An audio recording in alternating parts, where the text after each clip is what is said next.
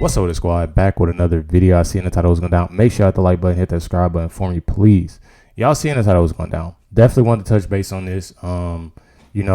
Reacted and seen different videos of what's going on, with a lot of people, but especially, what's going on, Obama, Clinton, and that type of sort. Definitely, before we get in this video, please check out my clothing line. It's www.inksworldwide.com. In the description box down below, literally telling my story. I go through the anxiety and depression, but definitely want to check this video out. Y'all know, definitely was hitting some bangers, over time, Tucker Carlson, and definitely glad to, check out some more before, UFC tonight. Hopefully we see, I'm not even sure where it is, but hopefully we see Tucker Carlson, definitely Trump, depending on where it is. I haven't even checked, but usually, when I watch UFC, I always see Trump face. So it's definitely lit. Let's get a video, y'all. You're in at all. That for me, it's actually fine to be locked down. But if you're in the leadership class, you have, and I mean, I've been in it my whole life. I know. You have a moral obligation to admit it. Yes. Because once you admit it out loud, then you realize there are, massive benefits to it, but there are also massive obligations to it. They're shirking their duty. That's right. That's what they're actually doing. And that's actually the opposite of being noble. It's fraudulent. It's disgusting. Yes, and it's a lie. Your whole thing is based on a lie. Disgusting. It's Sam Bankman-Fried. Of course. Right? Oh, I just drive like a shitty little Toyota. It's like, oh, actually, you're defrauding. Michelle Obama goes to Princeton for free. Yeah. And has been in the ruling class her whole life. Yeah. And she's still lecturing you about how she's a victim of racism. Hillary Clinton, exact same thing. Goes to Wellesley, spends her entire life in the ruling class, and she's still whining about how she's discriminated against. Why are they doing that? Yeah. And did you ever see, they'll have like pictures of side by side, but it'll be like pictures of like Jimmy Carter's house and Obama's house. Exactly. And it totally represents something about the like corroding of our soul. That you're like, we would allow people who call themselves public servants, which of course is ridiculous, they're not, but still they don't even have to pretend to keep up a facade of that. Like you get to live in this insane like mansion what? Because you were president and you get to cash in on that now? In a white neighborhood, you should be required to live in the hood if you're Barack Obama. And if you're using that card. Use that card. The only reason you got elected was because of your race. You spent your entire... and I feel like that is something that is, in a way, true. And I've said it before, and I got a lot of, hate about it, is the simple fact... I look at it as, when Barack Obama did get elected, a lot of people looked at race. Everybody looked at, this is the first black, black president. And that's what everybody looked at. People say, things about a birth certificate, this, that, and the other. And that, but I'm telling y'all, this is what people were looking at. People were looking at the simple fact of, okay, we literally have the first, black president. This man is black. So I'm about to vote for him. Nobody looked at what he actually wanted to do. Nobody actually looked at, people still to this day haven't seen the stuff that he's done, that messed things up. People just still looking at the fact he was our black president. He was our first black president, and people are looking at that, and that's all what, a lot of, especially, black Americans, they looked at that. They looked at the fact, and I'm here to say, I'm black. I'm here to tell y'all, like, I come from a Democratic family. My dad is a Democrat. My mom is. My grandmother. I do have, some family members that are conservative. Like myself, my cousin, my aunt. It's a few. That I know of. I don't really talk to my whole family about politics or anything like that. Anything in that sort, a lot of times. But from what I do see, a lot of people looked at the fact that, yes, he's black, but and I'm not gonna say everybody. Everybody didn't, I can't say everybody looked at the fact that, he was just black, but they looked at, other things too. But it was a lot of people that just looked at the fact, oh, he's black. Oh, you don't vote for him. We got the they saying we got the first black president.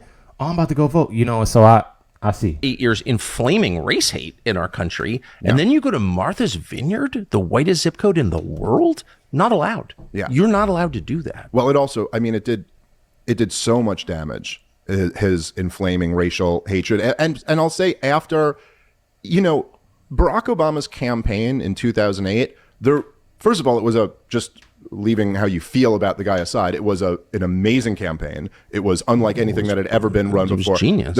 Yes, it was totally brilliant. It was now, of course, it wasn't what they presented it as. It wasn't like a grassroots campaign. He was approved of by the powers that be. Of course. He didn't just happen to, as a junior senator, get like a primetime speaking slot in 2004 where he gave that speech. He wasn't even a senator yet. Was he a state senator still at the time? That's when I first met Barack Obama. Yeah. Walking down the street, smoking a cigarette in Boston on my way to dinner at the Palm. I'll never forget it.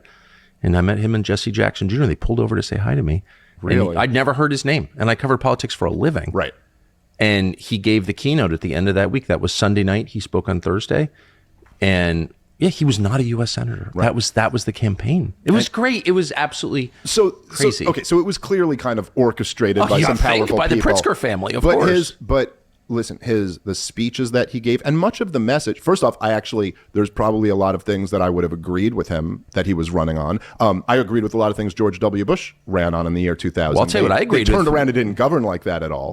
Let's sort of like elect the black guy and get past the race stuff. I loved that. Well, especially because that was his message. That was his message. And let's get past the race stuff. I love that. He goes, there was a broader, more unifying thing. I mean, I remember because he was such a powerful, like public speaker. I mean, he never really said anything, but it would still be beautiful. Yes. I remember in his acceptance speech at 2008 at the DNC, we had this whole line where he was like, I love this country, and so do you, and so does John McCain. The men and women who have fought for this country have been Republicans and Democrats and independents, but they fought together and died together, not defending a red America or a blue America, the United States of America. And it's like, and then it's like, he didn't really say anything there, but but it was beautifully put. I'm 100% for that. Yeah, the message was great. And great and look, message. And I feel like that's a thing that people fail to realize a lot too, is just there are pros and cons, a lot. But there also, I don't know. I don't really know how to put it, because from what I've seen, and I was young at the time, we talking about back in 2008, 2024 right now, and 26 years old. So looking back at that and like watching all these videos since last year and seeing everything and seeing how things were messed up, it's a lot of times, you do see, and you hear different things that do sound good, but there's also things that, now to me just don't make sense. It don't make sense. So, I mean, I can agree with them on that. Was very critical of the George W. Bush administration's excesses, and I'm going to end the war in Iraq. I'm going to reinstitute habeas corpus. We're going to end torture. There were a lot of. He didn't do any of that. I guess he ended the war in Iraq eventually, and then reinvaded the country because the ISIS fighters he was arming invaded the country. But then I think essentially what happened, and it was around Obama's re-election campaign. This is where things really went off the rails in this country. Was that he got in there and continued and expanded all the worst of the Bush policies. Oh, of course. And so they almost had nothing to run on. And so they decided to pivot to a culture war instead. And this Wow. This was a decision. And again, I don't know exactly what the conspiracy is, but this. Wow. Wait, I want to check out another clip. So, and then I'm all right, let's check this one out right here. Let's see what's going on. Many of us still live in fear as we go to the grocery store or worry about walking our dogs or allowing our children to get a license. I mean, just imagine. Aren't your girls driving? They're driving. Yeah. But every time they get in a car by themselves, I worry about what assumption is being made by somebody who doesn't know everything about them. The fact that they are good students and polite girls, but maybe they're playing their music a little loud. Maybe somebody sees the back of their head and makes an assumption. But I feel like what she's doing right now is she like that's not fair. That's not fair.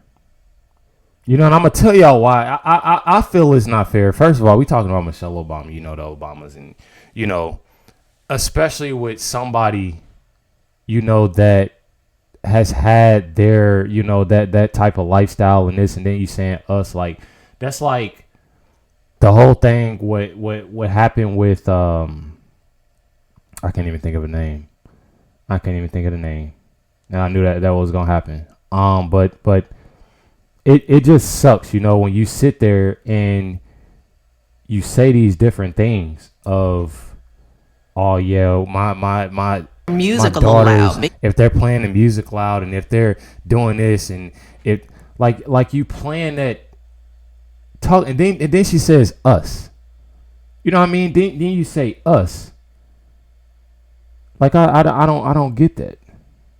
Maybe somebody sees the back of their head and makes an assumption. I, like so many parents of black kids, have to, that the innocent act of getting a license puts fear in our hearts. So I think we have to talk about it more, and we have to ask our fellow citizens to listen a bit more and to believe us and to know we don't want to be out there marching. I mean, all those Black Lives Matters kids, they'd rather not have to worry about this. They're taken to the streets because they have to. They're trying to have. See, and I'm gonna end it right there. Cause that like everything she's doing right now, it's and I know when I say she, but it's making me mad. It's making me mad. First of all, we talking about Black Lives Matter. We already know what that business has done, what that business did, and then you talking about, you know, taking it to the streets, and we talking about, you know, the whole Black Lives Matter, that whole thing. When I ain't gonna say I was around, but I was at home. You know, because I don't like that stuff. I have really bad anxiety. I don't even leave the house, you know, a lot of times, you know. We got my daughter's appointment, you know. If I gotta, you know, run up the street or run up, you know, we don't really go out, you know, and do too much. So when that time came around, you know, and that, you know, the whole Black Lives Matter and people marching and, you know, rioting, that was a really bad time. And for her to sit there and try to justify that, it's crazy to me. You know, taking it to the streets. Like, listen. Be out there marching. I mean, all those Black Lives Matters kids, they'd rather not have to worry about this. They're taken to the streets because they have to. They have to. So you basically, so what she's saying is that I'm getting frustrated about is the simple fact that you rather somebody take it to the streets, you know, rioting and doing the most. And when I say rioting, like, it was bad, and nobody can sit there and say it wasn't. You know, it was bad. It was even black owned businesses. Every business, I'm talking about any type of business. It don't matter, black, white, Italian, any type of business. Oh, they was messing it up. They didn't care. They didn't care at all. And I'm not even gonna say that it was just black people doing it. You know, it was black, whoever was supporting, you know, that Black Lives Matter movement. You know, it was all type of, you know, and I just, I don't know. I'm honestly, I'm not surprised on the way, you know, that how she's talking and, you know, what they've done. But I don't understand it. Let me know y'all thoughts and comments down below. Definitely appreciate y'all. Much love to everybody. Catch y'all next one.